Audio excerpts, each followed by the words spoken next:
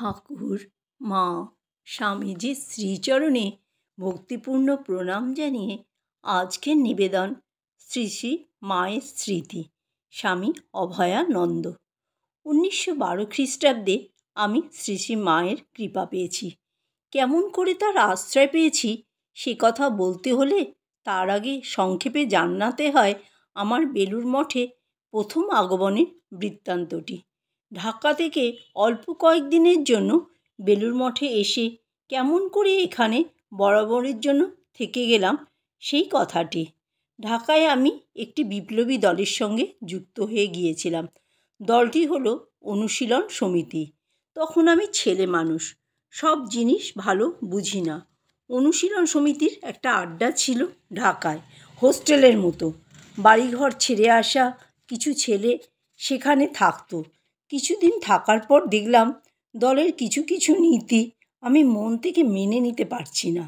তাই এমন কারো কাছে যেতে চাইছিলাম যিনি এই বিষয়ে আমাকে যথার্থ উপদেশ দিতে পারবেন।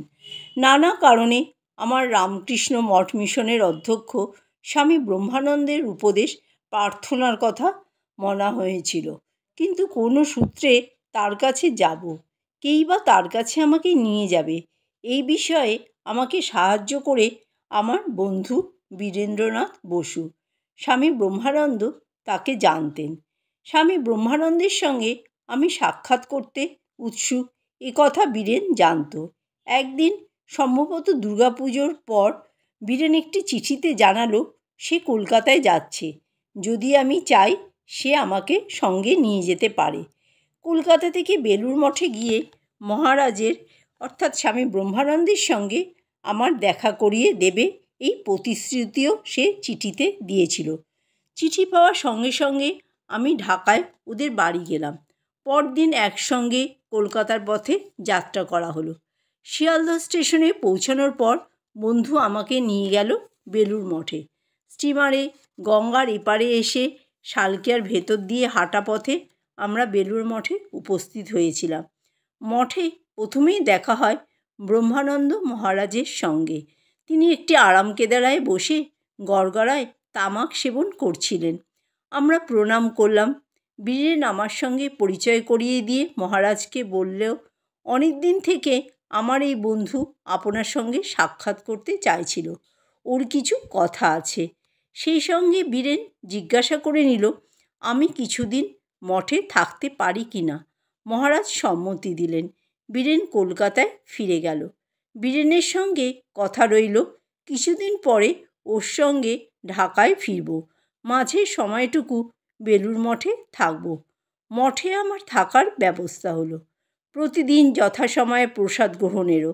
মহারাজ সেই সঙ্গে জানিয়ে দিলেন ঠাকুরের স্থানে কিছু কাজ ছাড়া অন্ন গ্রহণ করা অনুচিত। বাবুরাম মহারাজ আমার জন্য যে কাজ ঠিক করে দেবেন রোজ তাই করব, পরে প্রসাদ পাব, এই স্থির হলো। স্বামী ব্রহ্মানন্দ উক্ত ভাবটি আমার মধ্যে সঞ্চারিত করে দিয়েছিলেন এবং আমিও বাবুরাম মহারাজের নির্দেশ মতো রোজ কিছু কাজ করতাম। স্বামী ব্রহ্মানন্দ আমাকে আরও বলেছিলেন রোজ তুমি আমার সঙ্গে একটু বেড়াবে। তিনি বেড়াতেন মঠবাড়ি থেকে স্বামীজির মন্দির পর্যন্ত।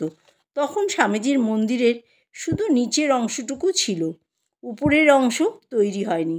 বেড়ানোর সময় আমাদের কথাবার্তা হতো। মনে অনেক কিছু জিজ্ঞাসা ছিল, যেমন সাধু জীবন সম্পর্কে, কিন্তু সেই সময় সবচেয়ে বড় যে প্রশ্নটি আমার মন অধিকার করে থাকতো সেটি ওই বিপ্লবী দলের নীতিগত ব্যাপার নিয়ে। সেটি এক সংকটের মতো। মহারাজকে একদিন খোলাখুলি সব বলে তার মতামত জানতে চাইলাম।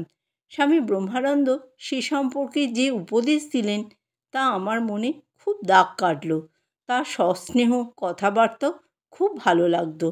এদিকে 7 দিন হয়ে গেল, বীরেনের দেখা নেই, তার কোনো খবরও পাচ্ছি না। কিছুদিন পরে একটা চিঠি পেলাম। সে লিখেছে বিশেষ প্রয়োজনে তাকে বর্ধমান যেতে হয়েছিল, সেখান থেকে কলকাতায় এসে তাড়াতাড়ি ঢাকায় ফিরে যেতে হয়, যোগাযোগ করবার সময় পায়নি। আমার সঙ্গে দেখা করতে না পারার জন্য দুঃখ প্রকাশ করে সে লিখেছে আমি যেন সময় মতো ঢাকায় ফিরে যাই। আমি চিঠিখানাই স্বামী ব্রহ্মানন্দকে দেখালাম। তিনি পড়ে বললেন, তাই তো, ও চলে গেছে। তা যাক না, তোমার এক বন্ধু চলে গেছে, আমরা তো অনেক বন্ধু রয়েছি। সময়ে সময়ে তিনি বলতেন, বীরেনই তোমার বন্ধু, আমরা কি বন্ধু হতে পারি না? আমার তবু ফিরে যাবার খুব ইচ্ছা হতো।